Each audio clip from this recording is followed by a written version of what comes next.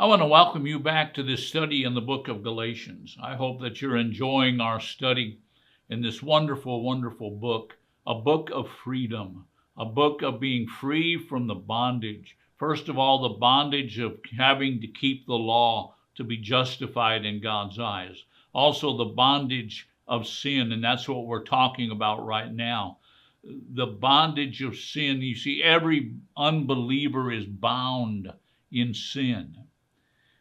So we're going to continue our study today in Galatians, the 4th chapter, verse number 4.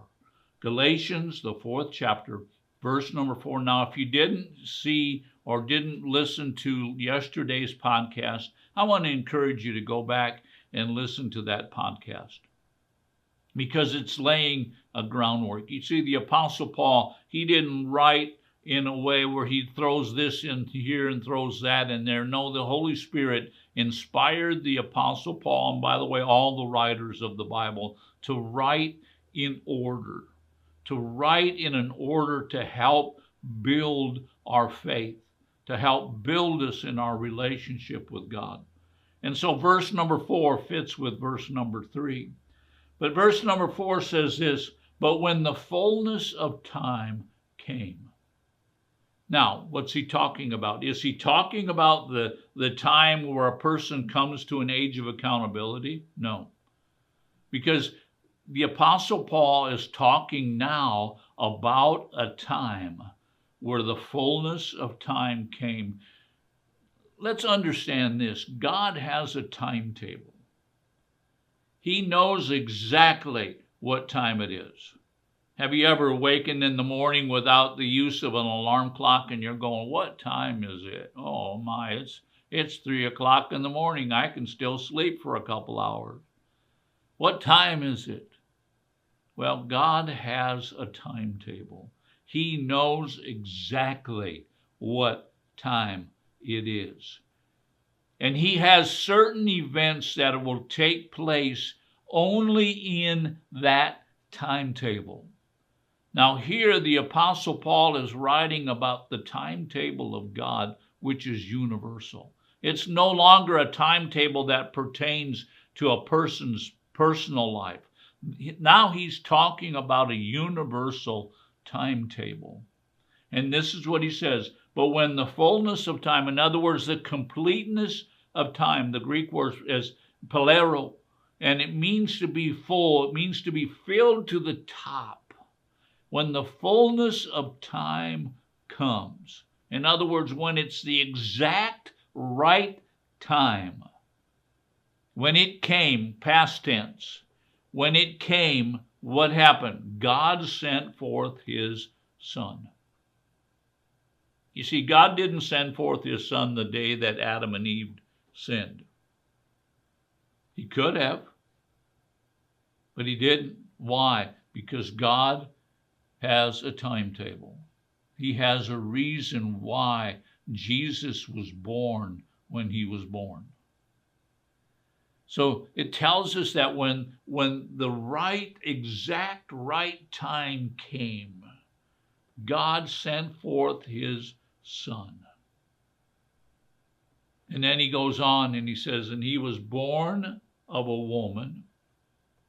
He actually says two things here about the birth of Jesus.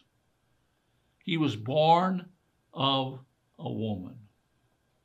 Now, one of the things that's vital to our faith is the understanding that Jesus was 100% God, but he was also 100% man. It's called the incarnation. Not the reincarnation. Don't get those two terms mixed up. But the incarnation, in other words, God became flesh. That's what the word incarnation means.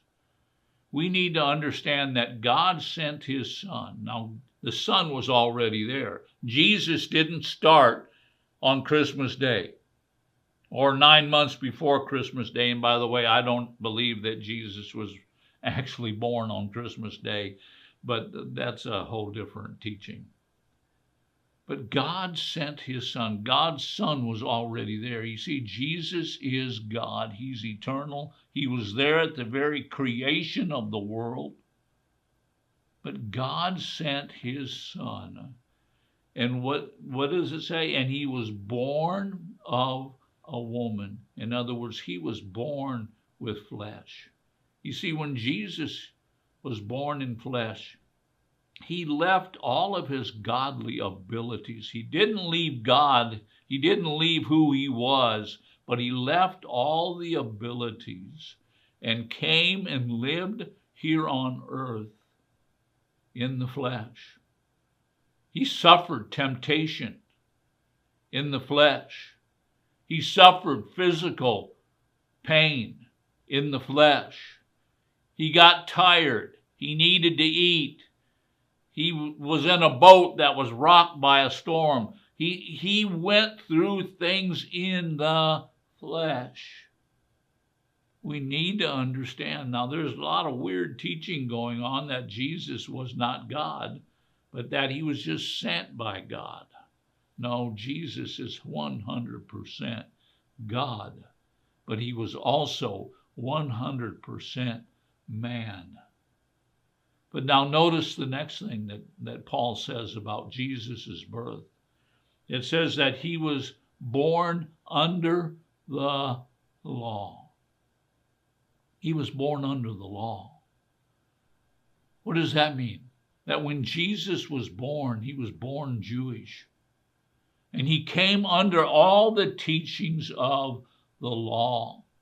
All the 613 commandments. Jesus was born under the law. And you know what? Not only was he born under the law, but he fulfilled the law. Jesus didn't ever sin. He never sinned.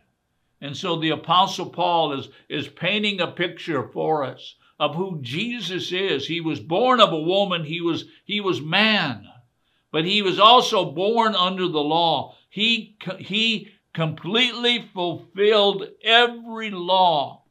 When Jesus died on the cross, he voluntarily took the sins of the world. He didn't sin himself. He voluntarily said, Father, I'll receive the sins of the world. I will become the payment for man's sin. Jesus was born under the law, and he fulfilled every law. He was the perfect man, never sinning. Now, tomorrow we're going to continue our study of Galatians. I hope that you join us. Thank you for watching.